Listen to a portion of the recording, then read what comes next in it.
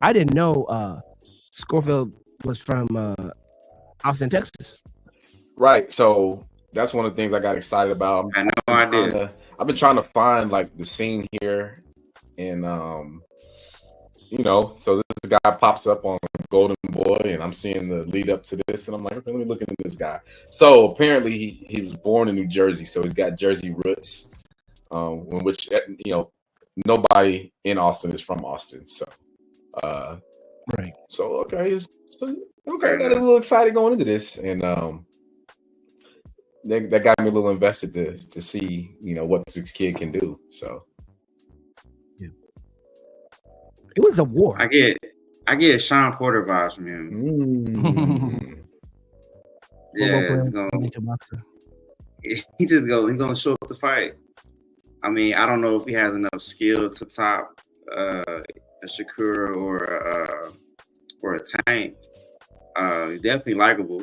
You definitely tell he loves the sport, and he fought a tough fighter that I don't believe anyone's put down.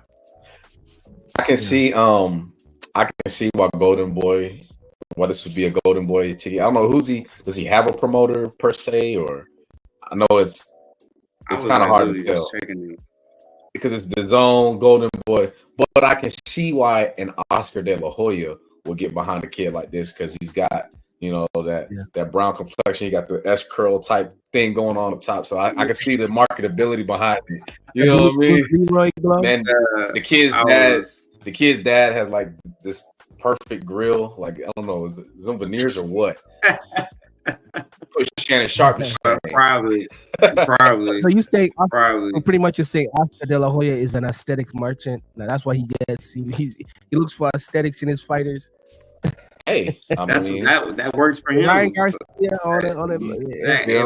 worked for him in his career, and it's worked for him. He was called Golden Boy. I mean, not for the Olympics, but also because he always stayed clean. You know what I mean? So, talking about the fight, it was a war. It was a Girona guy was not playing.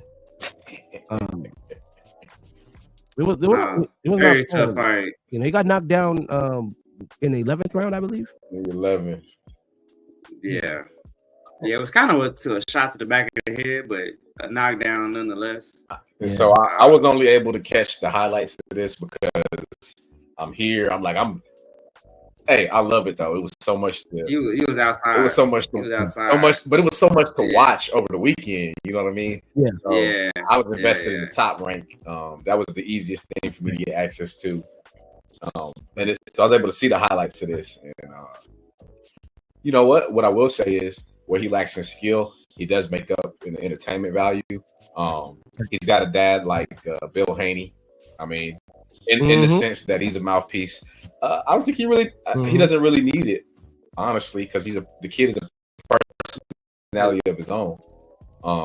He's less toxic than Haney, I would say. Yeah.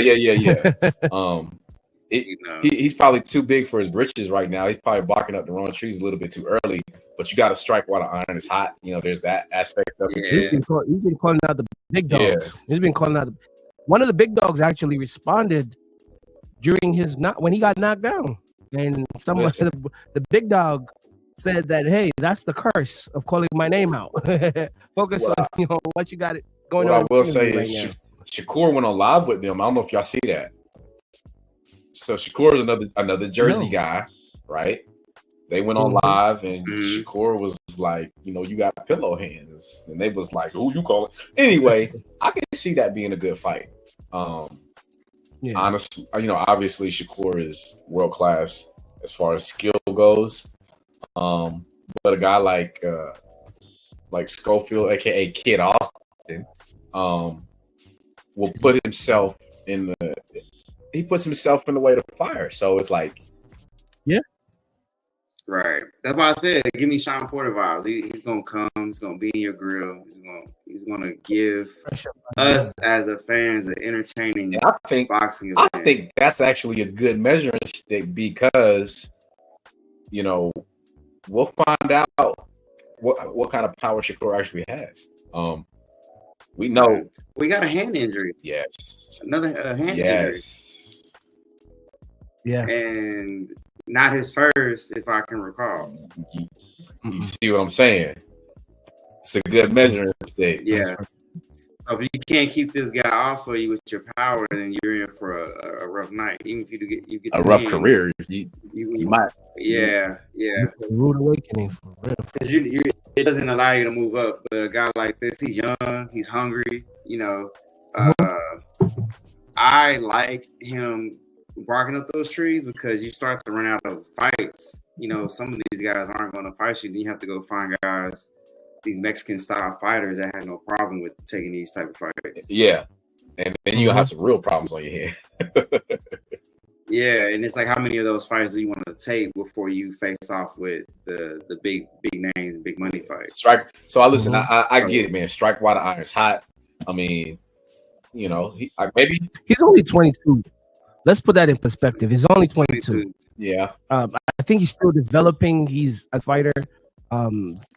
He has at least 8 years of trying to figure this thing out till he becomes. We don't know that. We never know that. Yeah. We never know that. Yeah. I feel like 22 years old, you know, it's like, what? I don't know what you can be waiting on. You're right. You're 18-0. You're trying to fall on a big stage, and you're calling out the top guys. There's only a few fights to be made, so I mean, you can see him in a ring with likes like a Frank Martin. If that's what I'm saying. If you don't get that big fight, and then you got I just blanked. Keyshawn Davis. There you go. Keyshawn is up there. You could do Tevin Farmer. You could do Tevin Farmer. Do Tevin Farmer. How about Tevin Farmer? Tevin Farmer's probably about to. He's going to the Riyadh season, and we'll see how he